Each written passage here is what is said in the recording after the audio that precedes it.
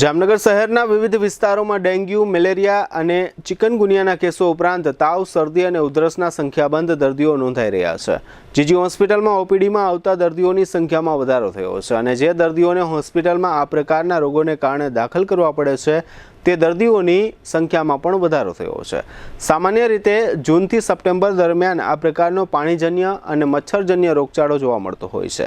આ સમગ્ર વિષય અંગે કોર્પોરેશનના incharge health officer doctor Harish ગોરીએ જણાવ્યું હતું કે આ સિઝનમાં કોર્પોરેશનના રેકોર્ડ મુજબ ડેન્ગ્યુના 113 કેસ, મલેરિયાના 20 કેસ અને ચિકનગુનિયાનો 1 કેસ નોંધાયેલો છે।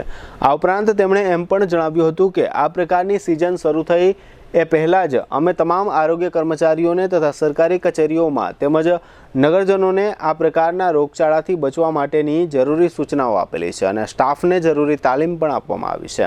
આ પ્રકારના વાતાવરણમાં તકેદારી ખૂબ જ મહત્વનો ભાગ ભજવતી હોય છે। કોર્પોરેશન દ્વારા પણ આ પ્રકારનો રોગચાળો ઉત્પન્ન ન થાય તે માટે અને રોગચાળાને નિયંત્રણમાં રાખવા માટે જરૂરી પગલાઓ લેવામાં આવતા હોય છે અને જરૂરી કાર્યવાહીઓ પણ કરવામાં આવતી હોય છે।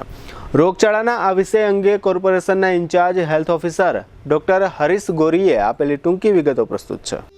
જ્યાં ભક્તિ છે ત્યાં આનંદ છે, જ્યાં પરંપરા છે ત્યાં ઉજવણી છે અને જ્યાં ઉજવણી છે ત્યાં છે રોયલ રાસોત્સવ 2025। જામનગર બનશે રાધે કૃષ્ણનું રાસધામ। જામનગરનું ગૌરવ રોયલ રિસોર્ટ લાવ્યું છે એક ભવ્ય અર્બન નવરાત્રિ મહોત્સવ 22 સપ્ટેમ્બરથી 1 ઓક્ટોબર સુધી, જ્યાં દરેક રાત્રિ બનશે અવિસ્મરણીય।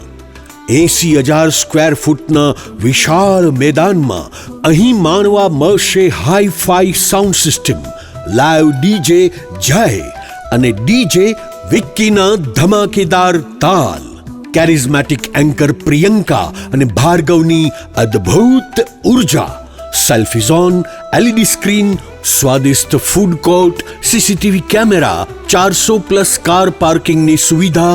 પાસ બુકિંગ માટે સ્ક્રીન પર આપેલા નંબર પર સંપર્ક કરો અથવા QR કોડ સ્કેન કરી ઓનલાઈન પાસ બુક કરો। Royal resort, Khijadiya bypass, Jamnagar. Urban Navratri event organized by royal resort, Jamnagar. દર વર્ષની જેમ વરસાદ ઋતુમાં ઠેર ઠેર પાણી ભરાવાના કારણે ખાસ કરીને મચ્છરજન્ય રોગચાળો સામાન્ય રીતે આ ઋતુમાં થતો હોય છે। જામનગર શહેરમાં આ માટે અમે જૂન મહિનાથી જ અમારી તૈયારીઓ અમે કરી રહ્યા હતા અને એ તૈયારીઓમાં અમારા જેટલા બી સ્ટાફ છે, આશાબહેનો, FHW, MPHW ભાઈઓ અને બધાની જ અમે ખાસ કરીને મચ્છરજન્ય રોગચાળાને અટકાવવા માટેની જે તાલીમ હોય એ તાલીમો અમારા દ્વારા આપી દેવામાં આવેલી હતી અને આ ઉપરાંત ખાસ કરીને મે અને એપ્રિલ મહિનામાં નાની નાની ગ્રુપોમાં અમે મિટિંગો કરી અને લોકોને ખાસ કરીને મચ્છરજન્ય રોગચાળોથી કેવી રીતના બચી શકાય અથવા તો મચ્છરના ઉપદ્રવ ઓછો થાય એના માટે આપણે શું શું કરી શકીએ એના માટેની અમે આરોગ્યલક્ષી કામગીરી પણ અમારા દ્વારા કરવામાં આવેલ હતી। હાલમાં ખાસ કરીને જોઈએ તો ઓગસ્ટ મહિનામાં ખાસ કરીને ડેન્ગ્યુ કેસમાં ઉછાળો આવ્યો છે અને એ ઉછાળાની અંતર્ગત અમારી કામગીરી પણ સતત આરોગ્યની સેવાઓ રોગની કામગીરી ચાલુ છે।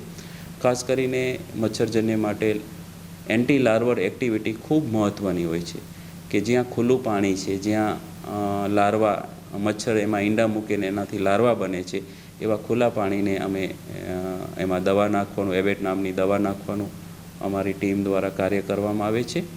એ ઉપરાંત મોટા જે પાણીના તળાવો કે મોટા પાઉન્ડ ટાઈપનું બની ગયું તો એમાં અમે ગપી અને ગંબુસિયા નામની જે લાર્વાનો જેનો ખોરાક છે એવી માછલી પણ અમે એ પાણીમાં મૂકી અને લાર્વાને કંટ્રોલ કરતા હોઈએ છીએ।